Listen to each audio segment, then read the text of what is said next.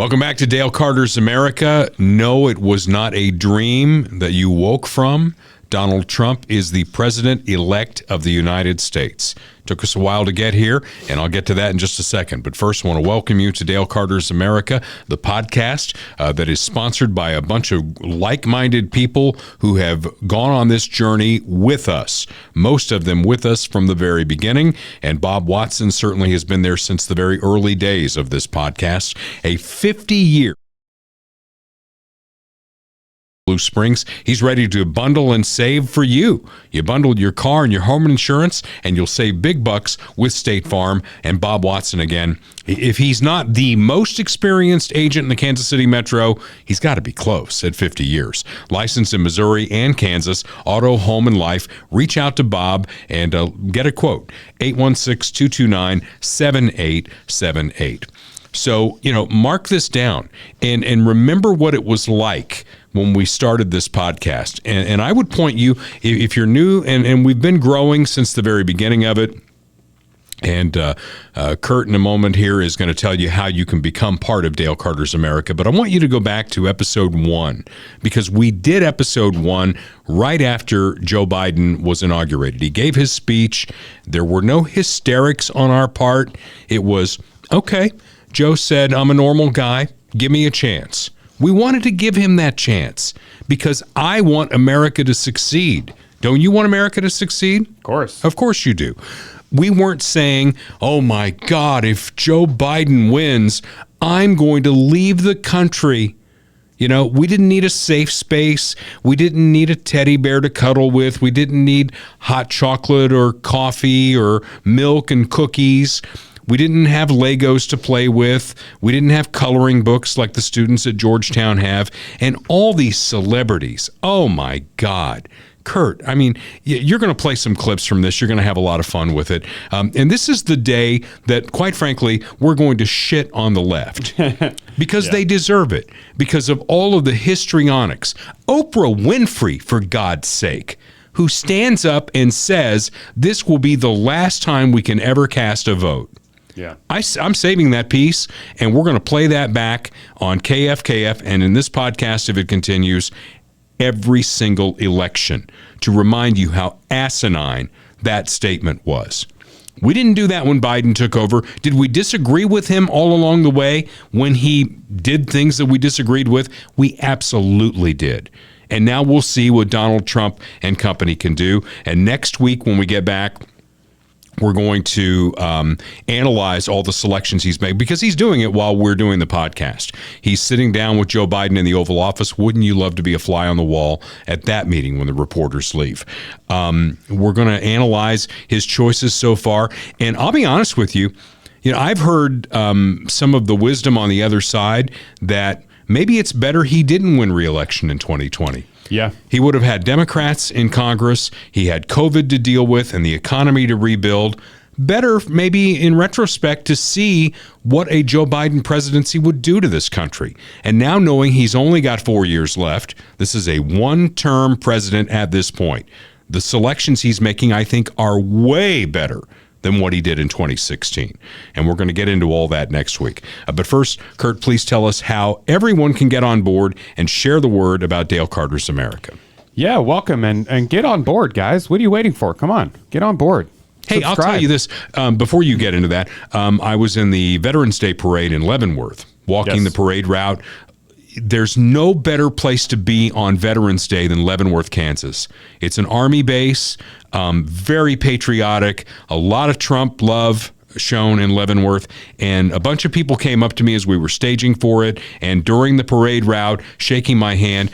Yes, about KFKF, but several of them said, I love what you guys do on the podcast. Nice. Keep that up. They said Kurt is right most of the time, but you're pretty good too. They said, man, I love his new haircut. Yeah, we didn't even talk about that last week. I got a haircut. Yeah. So no, tell Trump is deporting all the hippies, so I had to get a haircut. I understand. In order to stay in the country. So. We want you to stay. Yeah, I'd like to stay. I would like to not be deported. But anyways, thanks for watching. Thanks for tuning in. Make sure you subscribe to the video podcast on YouTube, Rumble. Drop a comment, leave a like, hit that notification bell to make sure that you are notified when every new episode comes out. The last couple weeks have been a little wonky because of scheduling this week and then last week with the election, but we will be back to the normal Wednesday release time very shortly. And then also you can find us the audio podcast only if you want on Spotify, Apple Podcasts, wherever you get your podcasts. Make sure to follow us on Facebook as well, or Instagram. Primarily Facebook is where all the action happens. So join in the fun. All right. If the Democrat Party were a car, you'd need to take it to Dale's Body Shop immediately. And Dale might not even be able to fix what's wrong with the Democrat Party if it were a car. But if it's your car and you've been in a wreck in the Kansas City Metro, either side of State Line Road, and that wrecker says, hey, where are we going to take this thing? You take it to Dale's Body Shop. Dale's Body Shop, locally owned. It's not one of those franchise deals. Dale Reynolds is one of us. And he knows when he turns that car loose, it better be safe for the road, and it will be safe for the road. All the parts bought locally. He's been doing this for 37 years in the Kansas City area. Yes, the shop's in Blue Springs, but even the cop cars on the Kansas side that get banged up, they end up at Dale's Body Shop. He's that famous in the Kansas City Metro. Dale's Body Shop in Blue Springs is taking care of customers and taking care of you. Well, for this segment, I brought some popcorn because I understand we're just going to roll some video here. I got 2 flavors of popcorn. I'm going to let Kurt pick which one he likes best. Let's see. We got sweet and salty kettle corn. Yeah, and the other one's like a cheese. Cheddar cheese. Yeah. So what is sweet and whatever or cheddar cheese? I'm going to go with the cheese one. All right. Yeah, you can take that. All right. So we got some snacks here, and this is great audio. Great audio. I know. Well, I just lost my audio, so I'm not sure what's going on there. There we go. Okay. Yeah, great audio. But we got some snacks. Hopefully you've got some snacks at home as you're enjoying the podcast here, because you've just seen so much hyperbole that has come out of this. Tears. And again, the people who are going to leave the country, and the college kids who need safe spaces because they can't deal with it. What a bunch of pussies, right? I mean, there's no other way to say it. Yeah. Bunch of pussies. Yeah, it's so true. It's so true. So Suck it up and do better next time. We're going to go through a bunch of clips. And the way that I did this is I organized it by people. So we've got Van Jones, Joe Scarborough, Rachel Maddow, Joy Reid, and Eddie Glaude, and The View, of course. So we'll quickly go through these, but it's worth watching and just taking in and enjoying every moment. I'm not going to crunch on mic for the entire time. I'll sit back.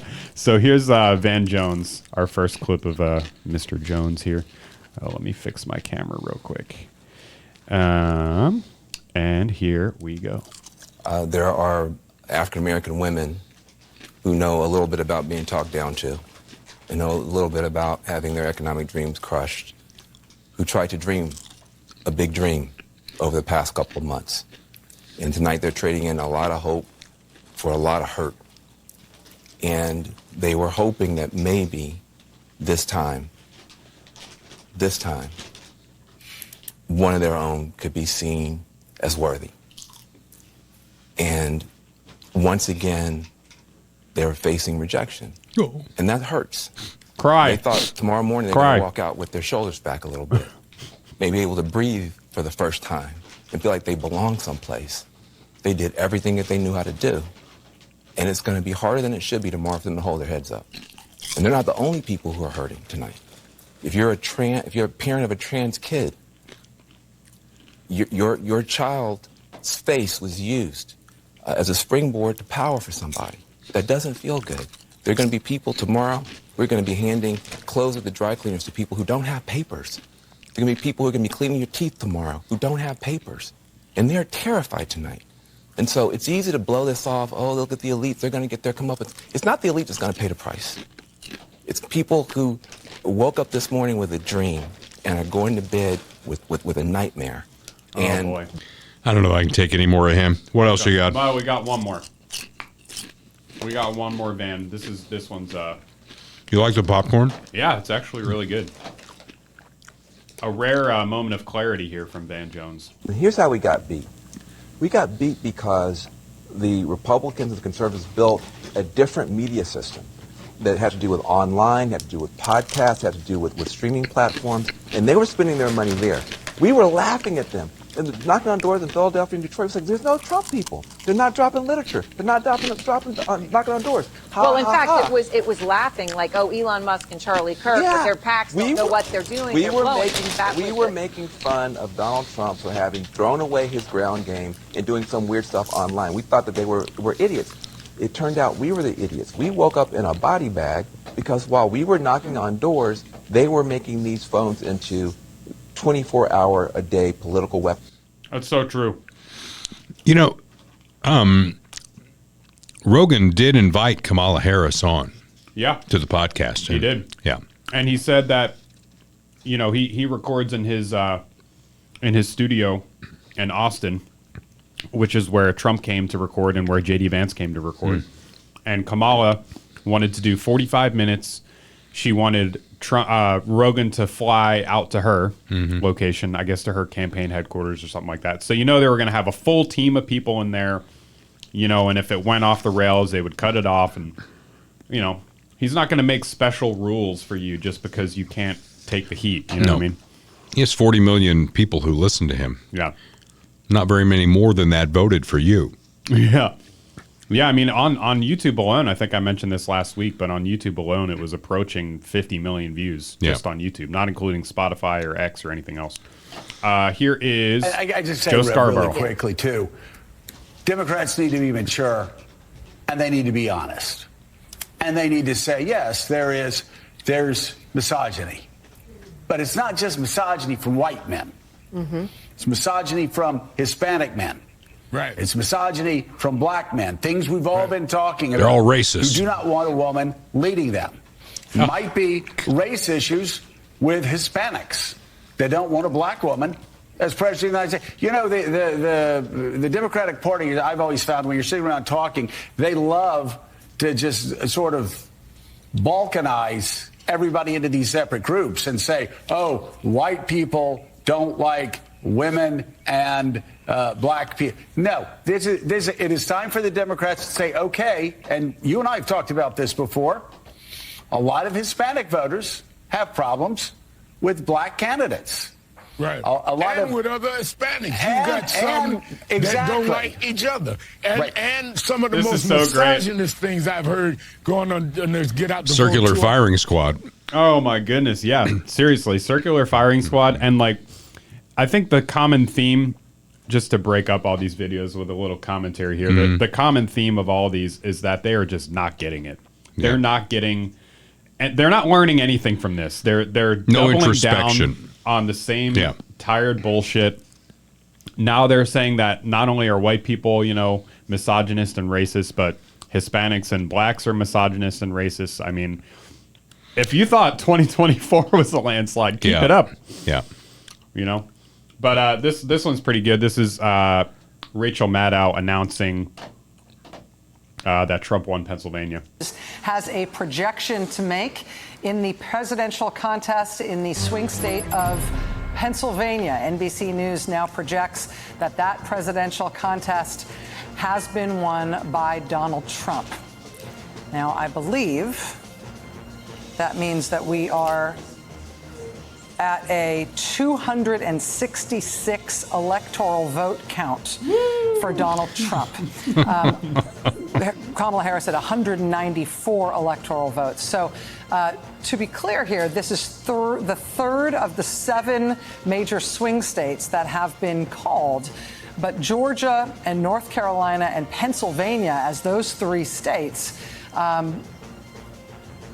presents an almost unless there's it presents an insurmountable. He won all of the swing states. And by the way, the final count is 312 to 226, and he won the popular vote. So you can't even bitch about that. Complete blowout. Complete good blowout. old-fashioned country ass whooping is what we would call it. Yep. Oh, Joy Reid, I can't wait. We got 2 Joy Reid clips. Oh, good. And it's this idea of I want to be with the side that's waving the biggest flag. I want to fit in. And there is a huge element, to be honest, of anti-blackness in a lot of this. Of course. Anti-black American. No. Wait. Stop the presses. Yeah. Joy Reid thinks that this has to do with anti-blackness and racism. Didn't can't Barack believe it. Obama win twice? Yeah. I think, sure did. yeah. Maybe you should have come up with a better candidate than the DEI pick, who Joe Biden picked because she was a black woman.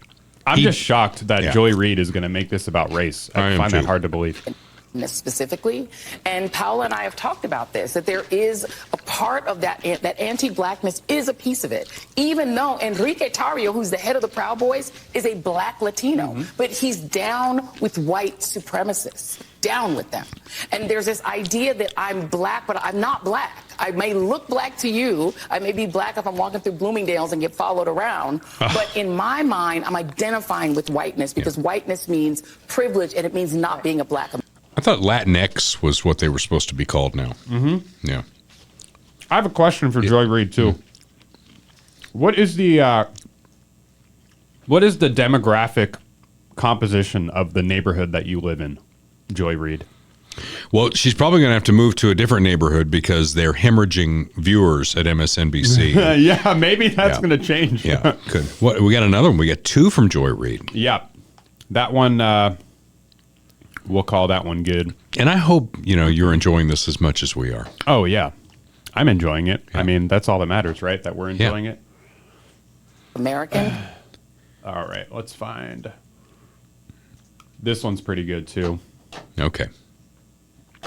Again, Miss Joy Reid showing her And I think it's genius. important to say that, anyone who has experienced or been in the United States for any period of time and experienced this country's history and knows it cannot have believed that it would be easy to elect a woman president, let alone a woman of color. Let's just be clear. And nothing that was true yesterday about how flawlessly this campaign was run is not true now. I mean, this really was an Flawless. historic, flawlessly run campaign. She had. Did she Queen really Latifah say never that? Endorses anyone. She came out and endorsed. I mean, Wait.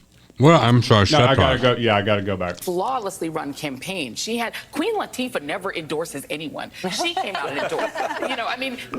Oh my God! If Queen Latifah, how did she not win? Yeah, it's a flawless campaign, and her first piece of evidence is that Queen Latifah endorsed her. Can't make this shit up. It's great.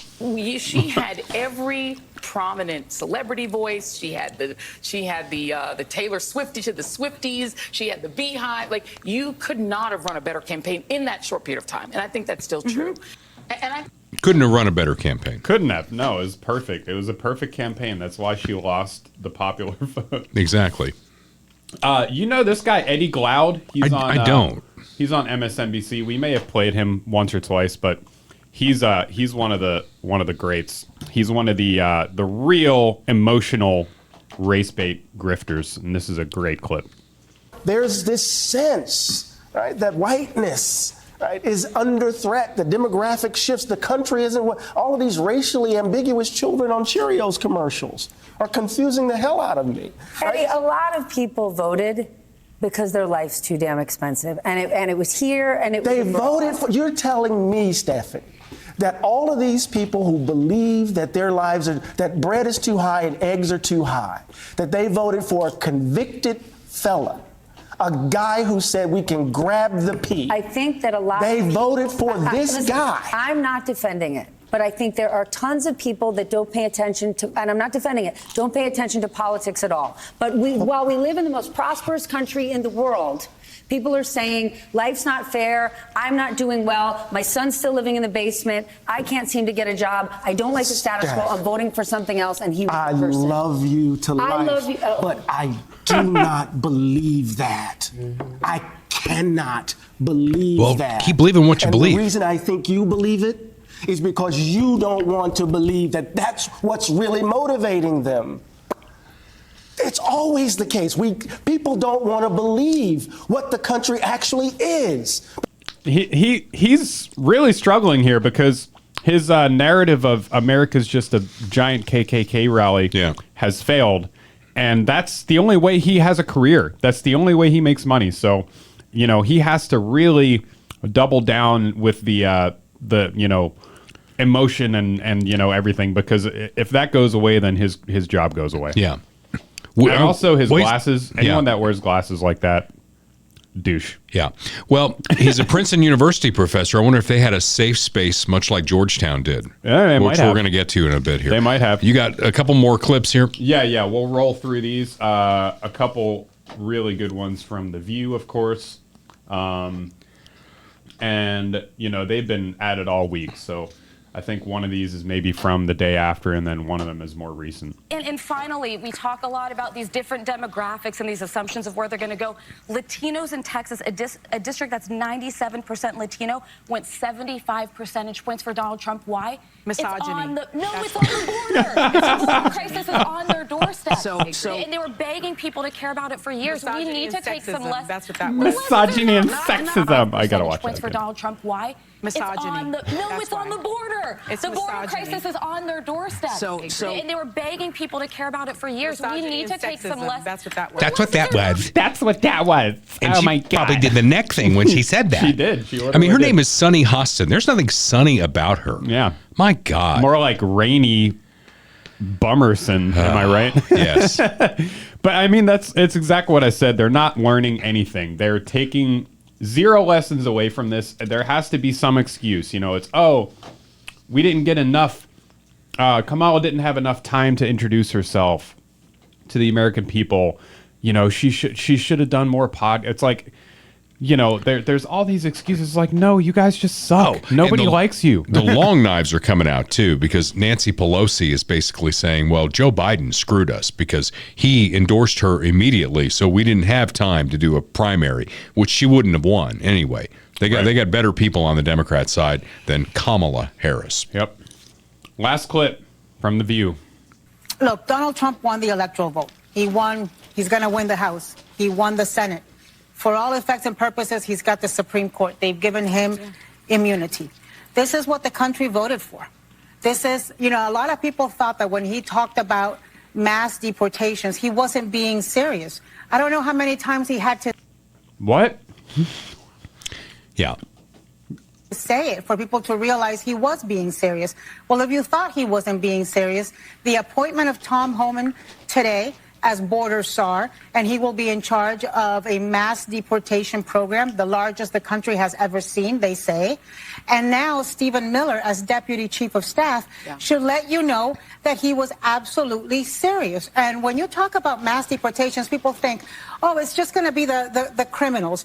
There's not enough criminals, aliens in the federal prison system for it to be mass deportations. What it means is grandmothers. What it means is brothers and aunts. What it means is abuelos y abuelas. It means dreamers. It means your family members. It means your colleagues. It means your friends. It means people who are part of the society. And look, America, those of you who voted for Trump, this is what you wanted. This is what you voted for. You screwed around and you're about to find out. Oh, yeah. Elections have consequences. Yes, now, that is what we voted for. Why do we need the largest mass deportation in American history? Why? Because we had the largest invasion of illegals in American history. And Trump's been very clear about this. Holman's been very clear about this. They're going to start with the criminals. The people who came to this country and were killing people. How about the people who came across the border illegally who were beating the cops? Remember that? Mm-hmm. And then they walked. So the reason we have to do this is because you screwed it up so badly. It's time for change. That's what America voted for. And guess what? If Trump screws this up, in the midterm election, not to correct Oprah Winfrey, but we're going to have another election. We're going to have a midterm. And if Trump doesn't hit the stride of what this country voted for, they're going to go the other way. And you're going to see the Democrats take over the House, may get close in the Senate, and it'll be tough for a Republican to win in 2028. I don't think that's going to happen. What I do think is going to happen is if you're 45, you should be considering getting a colonoscopy. It's important because we can save your life with this. And you're very important to our podcast audience. So if you're 45 or older and you have not had a colonoscopy, please schedule it with our dear friend, Dr. Mark Taramina at Midwest GI Health and Wellness. You can find them on the web at MidwestGIHealth.com. They're available in the office there. Everything is one-stop shopping. I just had this done myself, so I know. The prep is easier. If you've ever been through a colonoscopy, it's like, oh my God, I can't do the prep thing again. Dr. Taramina has made that a walk in the park. You go in, you get screened, you take a little nap, right? And then he comes in and he tells you the results. And if you've had some polyps, if it's early on, they'll send those off, and we get a treatment plan in place for you, and you can get it if you get it early. And in most cases, it's like you don't have any polyps, we'll see you in 10 years. It starts with the colonoscopy, though, and 45 is the new 50. Get it done. MidwestGIHealth.com. Call them up, schedule an appointment at 836-2200 with an 816 area code right there in Lee's Summit. Then when you get a new lease on life, you want to throw away that lease. You want to go buy something. You want to become a homeowner. Kurt, how good does it feel to have a piece of the American dream? Amazing. Yeah. Amazing. And the guy who can get that done for you, he's been doing it for 35 years in the Kansas City Metro, is our friend Michael Schroer, real estate pro at RE/MAX Heritage. You can reach him at 816-783-5800, no matter where you are in the life cycle. If you're like Kurt and you've got a growing family and you need a place, he can take care of that. If you're where I am and you're an empty nester, you need something smaller, he can take care of that. Maybe you got a piece of land that you've had your eye on and you've got plans for a dream home. Let Michael Schroer help you get that done. Licensed in both Missouri and Kansas, and another one of our terrific sponsors who jumped on board because of the things that we're doing with this podcast. So you know he's one of us. 816-783-5800. So as you heard from many of those clips that Kurt played, the Democrats, for the most part, there are exceptions, and I would say that the guy who's on the 5, whose name is Harold Ford Jr. Harold Ford Jr. is one of those guys who is very retrospective about this and wants to go back to the drawing board and figure out what went wrong. But most of them are not. They're in complete denial. Very few of them looking at this as a time to reflect on a possible disconnect with American voters. Even though Trump gained in every demographic. One of those clips that you had made note of that, oh my gosh, Hispanic men voted for him. Black men voted for him. Young people voted for him. He won the popular vote and the Electoral College and all of the swing states. And I couldn't find the clip on this, and it's okay, we don't have to go look for it, but one of the guys that Van Jones guy, I think, right? Mm-hmm. He made mention that it was Rogan's fault. And instead of saying, my God, what an opportunity she missed by not going on Rogan's podcast. First of all, it would have been a terrible idea. Right? Yeah. She couldn't handle Brett Baer, who was being very deferential to her and trying just to keep her on point. And they said that he was terrible toward her. Go watch that interview and see how deferential he was. You're not a nice person. She could not have handled Joe Rogan. Would not have happened. No. So instead of saying she missed an opportunity and should have done that, they're like, well, podcasting is not regulated. Maybe it's time to regulate podcasting because Democrats love to regulate. Mm-hmm. And if there's something that's unregulated, clearly it's unfair. It would have been completely fair because he would have given her the same platform that he gave Donald Trump. But she couldn't do it. And these Democrat governors are pushing back. You've seen this, right? We've got Pritzker. Pritzker is the Illinois governor, and at a time when Donald Trump says, I'm going to get the criminals. Remember, all these countries, they opened their jails, they opened their prisons, they opened their insane asylums and said, head for America. So this is what Pritzker says about that. One final note. People have often said that I'm a happy warrior, and I've always taken seriously my role as a happy warrior on behalf of this state. Even today, when I'm struggling with many of the difficult questions this election poses, my optimism for the future remains undiminished. Governing is hard work, but it's also important and challenging work. I refuse to let it grind me down. Setting the example for us all are the hardworking and decent people of Illinois who refuse to let the challenges they face grind them down. To anyone who intends to come take away the freedom and opportunity and dignity of Illinoisans, I would remind you that a happy warrior is still a warrior. You come for my people, you come through me. Oh, blah, blah, blah. Where were you when crime was off the scale in Chicago? Where were you then? Where were you protecting your people then? And the people that the American government are going to come for are here illegally and committing crime upon crime in this country. That's who he's coming for. Gavin Newsom pushes back. And I thought this is funny. He wants to call the California Assembly in for a special session, right? Yeah. So that they can firm up everything in California. Did you see that all those tough on crime propositions in California passed? Yeah. And the soft on crime prosecutors, including in Los Angeles, lost their jobs. The George Soros era appears to be over. Now, in Kansas City, the Democrat who was backed by George Soros and the mayor, the Pharaoh, Jinx. Yeah, she won. She beat the Republican who we had on the deal, Tracy Chapman. So in Kansas City, apparently we don't take it as seriously. But other big cities, they turn these people out, and they want to get tough on crime again because they're tired of living in hellholes. And the L.A. prosecutor, Gascon, I think is his name, as he was going out, he said, I think we did a lot of good things here to bring equity and diversity to the criminal justice system. How about you put criminals in jail? That is the job of the prosecutor. And in some of those big cities, that's what they're going to do. And Gavin Newsom is pushing the boat upstream because what you saw in California was Donald Trump made gains. He didn't win California, but he made gains. Right.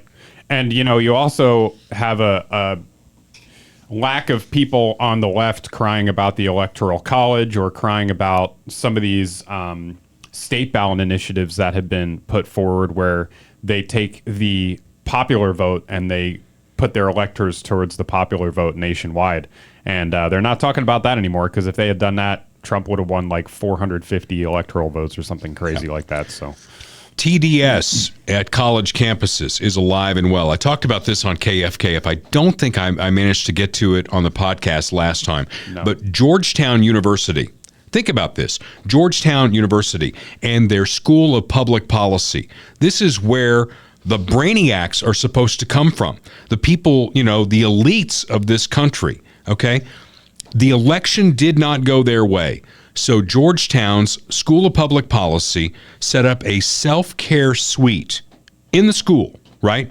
Complete with cookies, milk, hot cocoa, Legos, and coloring books. Are you kidding me?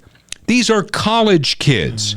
At that point, when an election doesn't go your way, Kurt, I was a political science major. What were you a major in? Music education. Okay. So as a political science major, an election is a great time to bring all the kids together and say, okay, let's analyze it. What went wrong? What went right? Yeah. But they can't do that. They need a plush toy to hold because it didn't go their way. These are the same, and I'm going to use this word, these are the same pussies that are out there at these elite colleges who have no idea about geopolitics or history that are saying, from the river to the sea, we support Hamas. Yeah. Idiots. Complete idiots. And if you are a parent and you are spending money at an Ivy League school for your kid to get an education, I'd stop payment on that check today. I'd stop doing it because it's a waste of money. There are a lot of other schools out there. You don't have to have the Ivy League education. And you know what? Not every kid needs to go to college. There's the military, there's trade school. There's a lot of different options out there for kids. And if this is the stuff they're going to put in their heads, I would not send a kid to an Ivy League school. And another Ivy League school is Yale. Did you see that they are going to, in the spring, start a class on Beyonce and her impact in the world, and it's going to count for credit.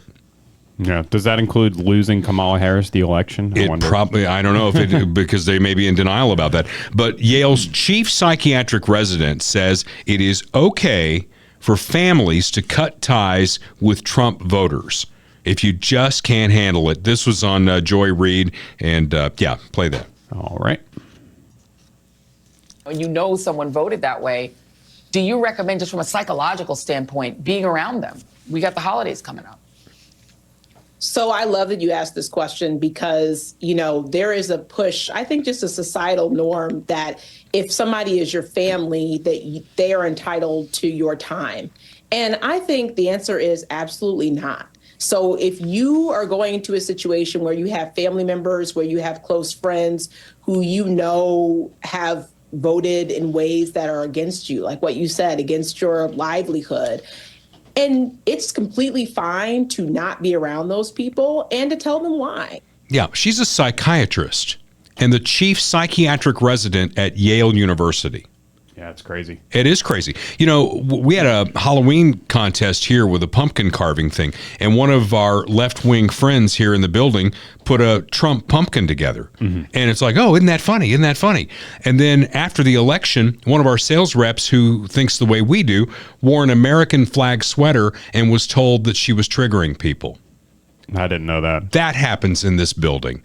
You know, I smarted off to somebody and she was in tears, hysterical, and had to be held. I mean, you know, that's where we are. So we, as the winning side, winning the Electoral College and the popular vote, we're expected to go, okay, we won the election. We're not allowed to say anything. Right. When Biden won, these people were doing cartwheels. And it's like, well, you know, we finally got normal back in this country or whatever. I wanted to go back to this article about Georgetown real quick. There's another section in here. They talk about another college. At the University of Puget Sound in Tacoma, Washington, pupils are also being given options for seeking refuge, not only on Election Day, but all week long.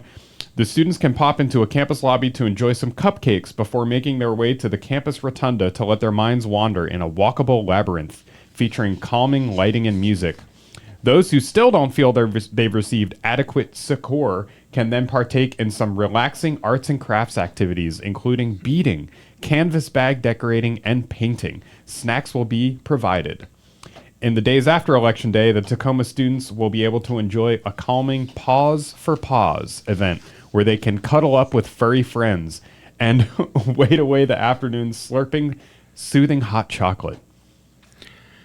Pussies. I mean, there is no other word to describe what's going on here. Yeah. They're the school pussies. is offering a post-election processing space where students can create collages, journal using self-care writing prompts, and even nosh on some comfort food, courtesy of a baked potato bar.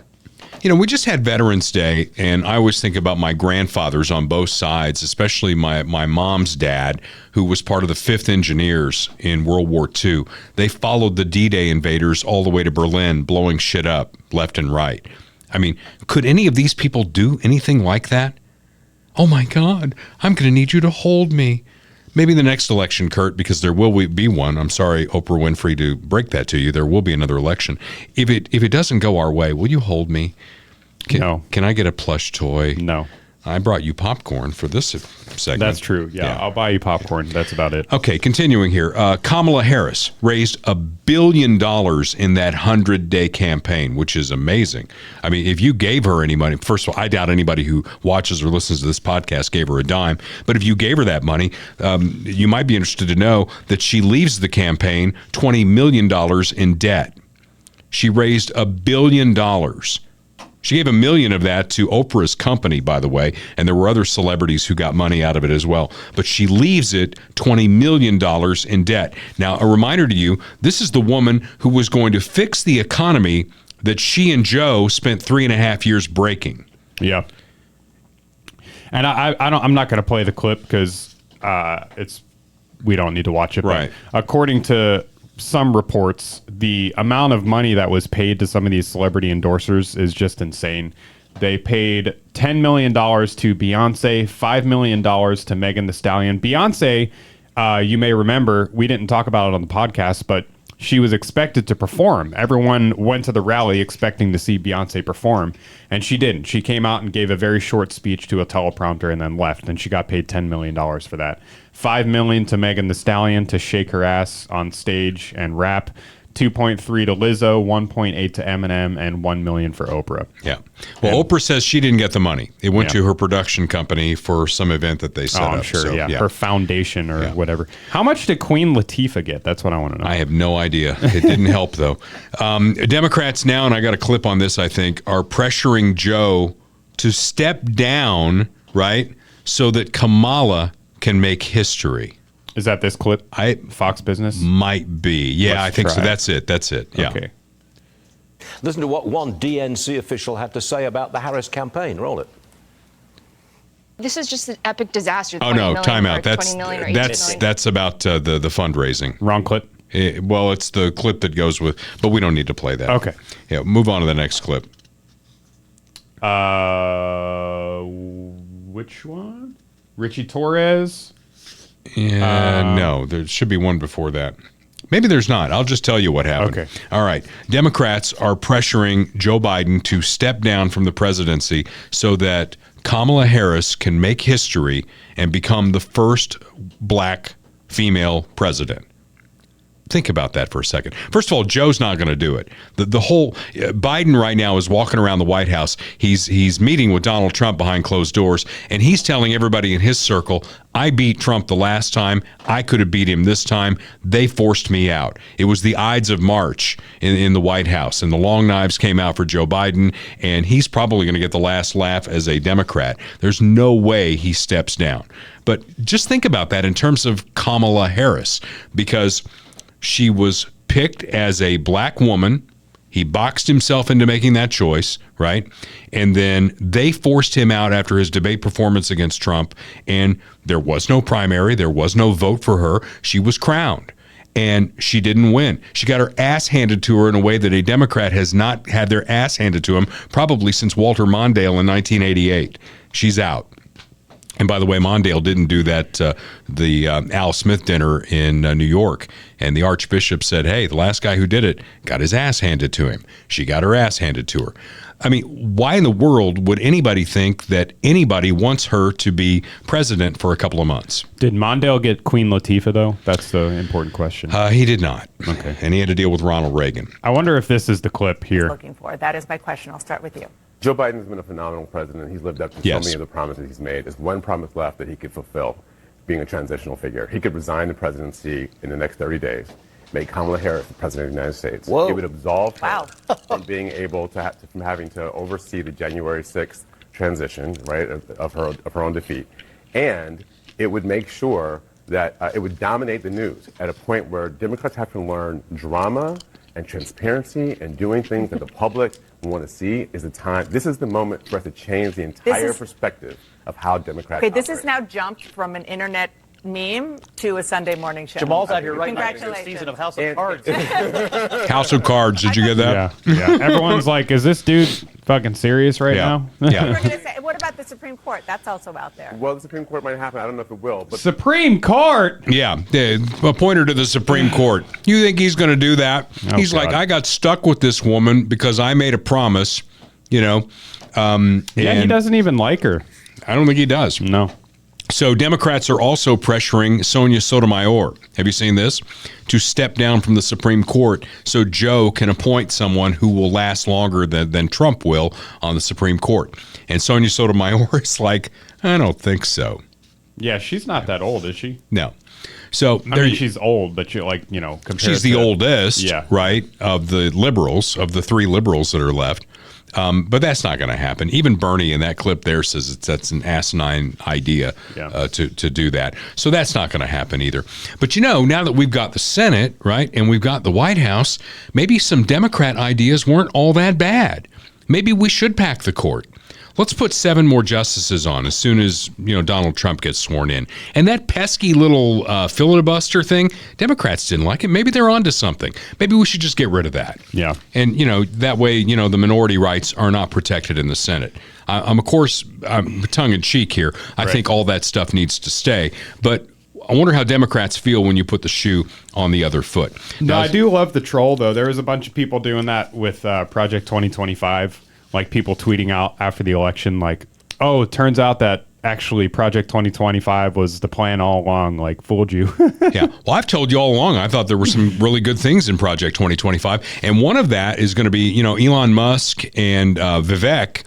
They're going to run a new agency of the government, basically, to look at everything under a microscope and see, what are we doing here? We're $36 trillion in debt. And a lot of that is those agencies that, you know, draft off of the executive. We're getting a new president, but how deep does it go? You know, into the bureaucracy to where somebody is going to be there for 20, 30, 40 years. How much of that is going on? Setting up regulations and doing things that we don't want them to do. And maybe we need to look at that. The government is the biggest employer in this country. Our government is growing like a multi-headed hydra. We've talked about that many times. And at some point, we are going to have to address our debt. And that is one thing I am going to keep reminding President Trump and the Republicans in Congress, that the debt continues to grow, and we've got to get that turned around. We just have to, right? Yep. All right. We talked about it with Mark Alford on the podcast. Pockets of introspection. I thought Congressman Richie Torres of New York nailed it. And all you need to do is put up that slide from X, and you can read that. His tweet, right? Yeah, exactly. Yeah. This is the one you're talking about.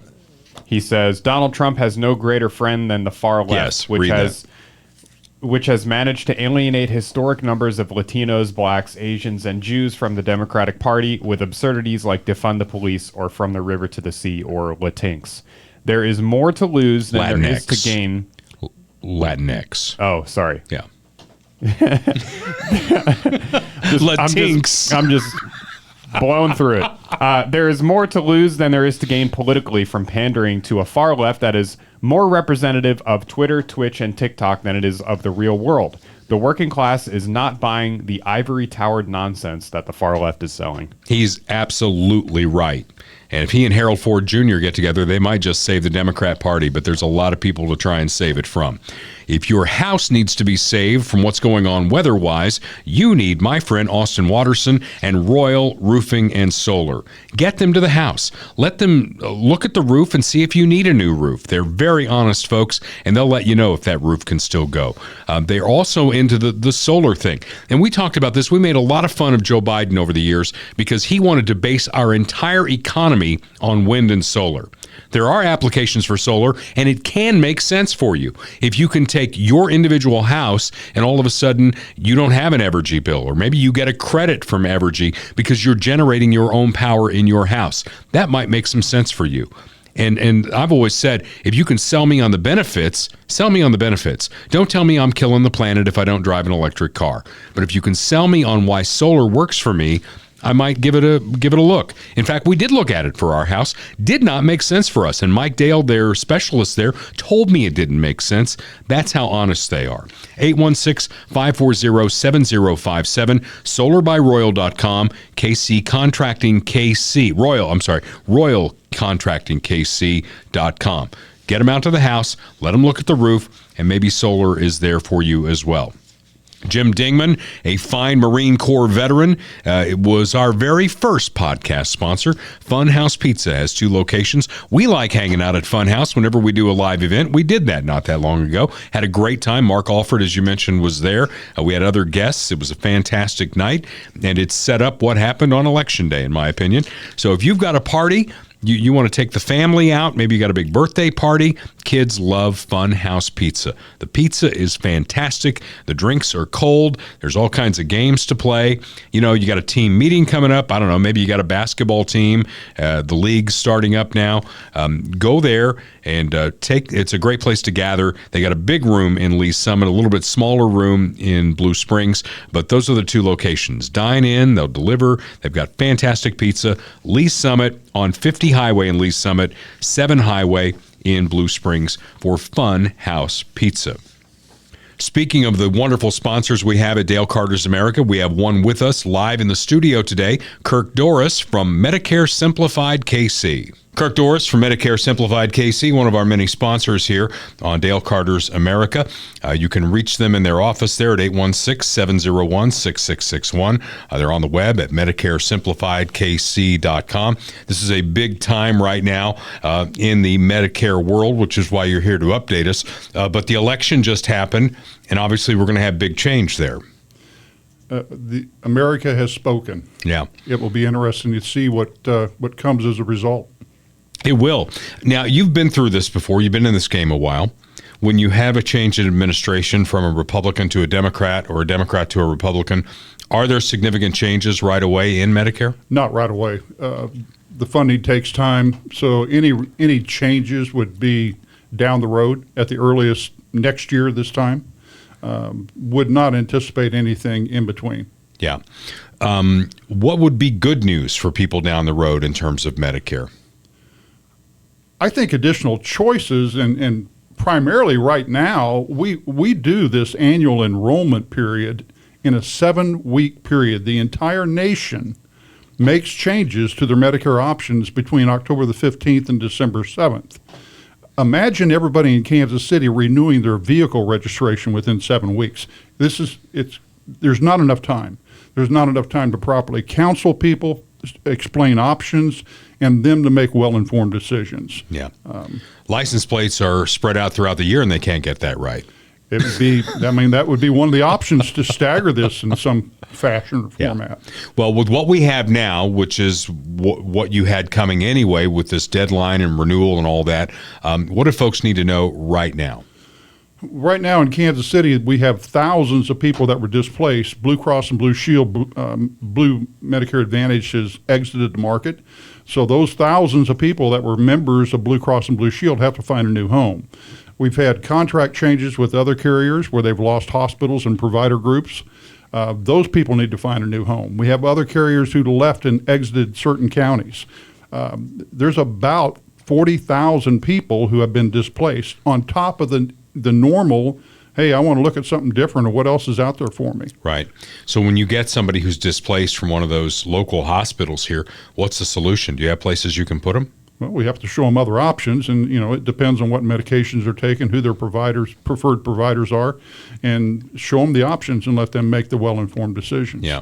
You say that there's 10,000 people a day turning 65. So Every you've day. always got, new audience out there that you're dealing with. How far in front of that should somebody be to set up that meeting? You can apply for Medicare 3 months prior to the 65th birth month. We have a lot of people that attend our educational seminars throughout the year that start looking a year early, just to be informed. A lot of people are working past 65 because they can't afford to retire. So they want to know what their options are. How does it impact being employed? Do I take Medicare? Do I stay on an employer group health plan? There's lots to know, and we see a lot of people getting that information early, which is fantastic. And we talk about, you being more targeted rather than, the generic you're going on Medicare.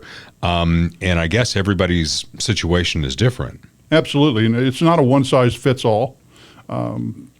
Everybody's unique, and we take the time to find out what it is they need and show them possible options. We don't steer, we don't direct.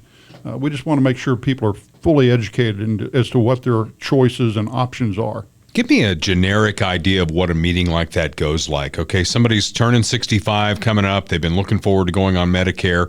What kinds of questions are you asking to figure out what works for them? We want to make sure that they understand the enrollment timelines and possible penalties for not doing things as in a timely fashion. Are they employed? Are they going to stay employed? Again, what medications are they on? Who's their providers? We explain the various options with Medicare. There's a couple different routes, whether it be a Medicare supplement plan, which is a private insurance policy, or is it Medicare Advantage, where certain carriers have contracts with Medicare to provide those Medicare benefits in certain geographical areas. Yeah. When I was a kid, we had a stereo, and the stereo had instructions, and there were all those wires behind it. That's kind of how I think about Medicare when I've talked to you and I've looked into this myself. It's convoluted, and I've done this since 2012. And I've been in the insurance business since 1995, and I can assure you that this is the most challenging thing I've ever done. Yeah. Because it changes every single year. Yeah. The rules change. Did you have dark hair before you got into this business? I did. I had a full head of hair, and it was raven black, and it wasn't all that long ago. Now, if folks, are coming up on 65, or as we say on the podcast, if you've got a relative in your household who's about to turn 65, what's the process for setting up a meeting? Give us a call, send us an email. We make sure that you understand it. You can come to us, we can come to you, we can meet somewhere in between. This is not a sales presentation. This is an informational meeting, education meeting. We don't follow up with. We don't call you unless you tell us to call you. Yeah, we're going to have permission to call. We're not one of the people that fills your email or hounds you with the telephone calls. Yeah. And somebody might ask, well, how in the world are you getting paid for all of this? We're compensated through the insurance products that provide the solutions to the two different options. So if somebody reaching out, you're not going to send me a bill? No. Yeah. No, there's no money out of pocket for the people we assist. Okay. And the enrollment period is going on now, and there's a deadline coming up. The deadline is December 7th to make a change to your Medicare coverage for 2025. We've got 3 weeks left. The clock is ticking. We've never been this busy. It's going to be a sprint to the finish. All right. Well, thanks for making the time to come in and share that message with us so we can get it out to the podcast audience. We appreciate the opportunity. Yeah. Kirk Doris, Lori Hawker, too. They're at Medicare Simplified KC, MedicareSimplifiedKC.com. If you watch on YouTube or Rumble, Kurt, during our interview, has been scrolling all through your website. And if not, you can jump on the website at MedicareSimplifiedKC.com or give them a call at 816-701-6661. I told you at our podcast event, you don't get me for a while. I just turned 61, so I'll be at your doorstep in a little less than 4 years. It'll be here before you know it. All right. Thanks for exactly. Kirk, he laughed at that. You'll be there before you know it, my friend. Yes, he will. Thanks for coming in today. You bet. Thanks for having us. Kirk gave you a lot of information there on Medicare, which is very important because that's the insurance plan you go on when you're 65 and all the supplements and all that. Insurance is a big category, and that's why Bob Watson's been with us so long here. Local Blue Springs State Farm agent for 50 years at 7th and Main in Blue Springs. If it's important to you to insure, Bob Watson can get it done for you with an entire team behind him to make sure that you are covered. And if you bundle your home and car insurance, you'll save even more. Auto, home, life, commercial insurance, he handles it all, licensed in both Missouri and Kansas. Kansas City folks know that Bob Watson is there when things go sideways. I don't know how that 800 number works out for you if you find somebody who English is their fourth language. In Blue Springs, I can tell you that the folks who answer the phone speak your language and can help you immediately. 816-229-7878. Bob Watson, local Blue Springs State Farm agent. But don't think about just Blue Springs, all over the metro area. Before we leave you, the next moves for the liberal heritage media. Where do they go from here? We talked about MSNBC has lost so much of their audience out of this, and obviously they don't have the influence that they said they were going to have, right? Because you voted for Donald Trump. He won all of the swing states. He won the popular vote. He took the Senate with him. While it's not official, he's going to take the House of Representatives with him. So at least for 2 years, we are going to have solid Republican conservative government in Washington, D.C. So the heritage media. We're going to bag on Katie Couric first because this happened on election night. This is somebody you trusted on the Today Show for how many years on NBC? This is what she said on election night early. Hi, everybody. Just a quick reminder, if you're watching the election results tonight, I just want to make you aware of something called a red mirage. That's when some of the rural counties come in because they're earlier and faster because there are fewer votes to count. So don't panic if you hear people or see kind of Donald Trump winning in some of these swing states, because that happened before in 2020. Yeah. Well, Katie, I don't know if she responded afterwards, but he won all of the swing states. And it wasn't just rural voters. He made gains, big gains, in every demographic. I mean, they got their ass handed to them, and they really need to think about this. I'm not sure where the heritage media goes. What do you think? I was actually talking to one of our sellers about this. I think their credibility and their viewership has already declined, and they're already kind of dead in that regard. I think the next shoe to drop is going to be the advertising dollars. Of course. We may see that in the next 4 years. In particular, these are kind of tangentially related issues, but Trump has talked about bringing RFK Jr. on either for FDA or something involving the healthcare industry or food. And one of the things that RFK has talked about is eliminating direct-to-consumer advertising for pharmaceutical companies, which I think is a great idea to get rid of it. We're one of, I think, only 2 countries that allows that. It's very dishonest, and it's very, it's a corrupt way of going about it. And so if that happens, if we ban direct-to-consumer pharmaceutical advertising, that's like 50% of a lot of these networks' revenue streams for advertising is through pharmaceuticals. You watch TV, I don't watch TV news, but I watch football. when you watch football on the local ABC, NBC, CBS affiliate, and it's like every other commercial is for some pharmaceutical drug. Right. And that is even more true for some of these news channels and news programs. It's a problem that Tucker had at Fox. He wasn't able to talk about the COVID vaccine because, they were sponsored by Pfizer and all this stuff. So if that money goes away, they're going to have a big problem. And I think they're going to start to really have to cut back and fire people, because right now, even though they don't have the viewership and they don't have the reputation that they once did, they still have the money to afford these big studios in New York City and pay millions of dollars to their talent. And that's going to be the next shoe to drop. I think you're absolutely right. Would you rent one of your rooms at your palatial estate to Joy Reid? For $10,000. She may not have that anymore. I mean, she may be living on public assistance. I don't know. Could happen. Yeah. Okay, let's go to Saturday Night Live, because, I really hope and pray that Saturday Night Live gets funny again, because I said this on my show. I have made fun of every president since I've done mornings. I started doing mornings in 1988, and I've made fun of every president, including the great Ronaldus Magnus. I made fun of him. I poked fun at him. Lighthearted fun at them. I did that for Donald Trump for 4 years, and I saved all that stuff, which is really good because some of it's coming back. I had the song parody "Suck It Up, Buttercup," which is hysterical, and I've already been playing that because he won. Suck It Up, Buttercup. I made fun of Joe Biden for 4 years, and I'll make fun of Trump for the next 4 years. So Saturday Night Live, who, like all the rest of the media, I mean, let's face it, they not only had their thumb on the scale for Kamala Harris, they had every part of their body on the scale for Kamala Harris. And they didn't even try to hide it this time. So Saturday Night Live, with their opening, tried to do, I would call it a left-handed salute to Donald Trump. Yeah. And I'm going to be able to play very little of this, by the way, because we're going to get a copyright strike. But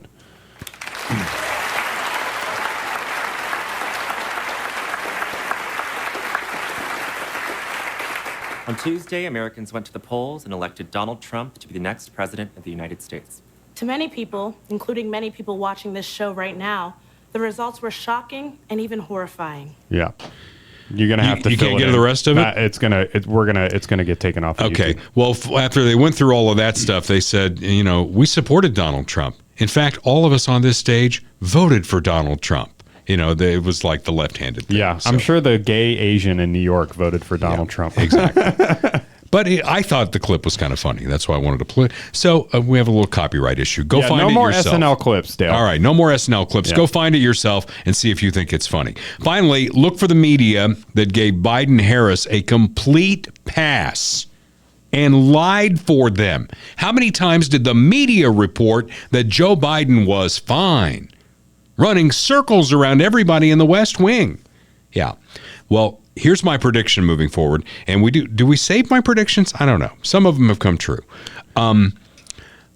That media will fly spec every aspect of Donald Trump. John Carl will go back to the White House briefing room, and if there's a comma out of place, a T not crossed, he will ask for an investigation. Let there be one blade of grass on the White House lawn that is out of sort, and there will be calls for impeachment. That's just the way it's going to fly. So, we took you through 3.5 years, almost 4, to get to this point in time. Trust me when I say this, that the media, whatever's left of them, after what they're going to go through, as Kurt pointed out, they're going to be losing advertisers left and right. Kevin Keatsman, one of my buddies, he was on X saying that he's finally going to cancel his subscription to the Kansas City Star. My question to Keats was, why did you have a subscription to the Kansas City Star? What took you so long? Exactly. Because we know who they are. We know what they are. They're not even a newspaper anymore. They print it up in Omaha, and it's a day and a half late by the time it makes it to print. So that's my recommendation to you, is cancel the Kansas City Star if you haven't done it already. And keep an eye on that media, because they may be down right now, but they're not out. And they're going to use any chance they have, any attempt they can make to try and take down Donald Trump in the next 4 years. Next week, we'll take a look at all of the appointments he's made. And I got to tell you, so far, he gets a double thumbs up from me. 2016, maybe not so much. And we'll compare and contrast 2016 versus 2024. We'll do that next week on Dale Carter's America. The views expressed on Dale Carter's America are Dale's and Kurt Wheeler's. They do not necessarily reflect the views of KFKF or Steel City Media. Comments can be sent to dalecartersamerica@gmail.com. Check back for weekly episodes. Subscribe, spread the word, and give us a 5-star review. Thanks for being a part of Dale Carter's America.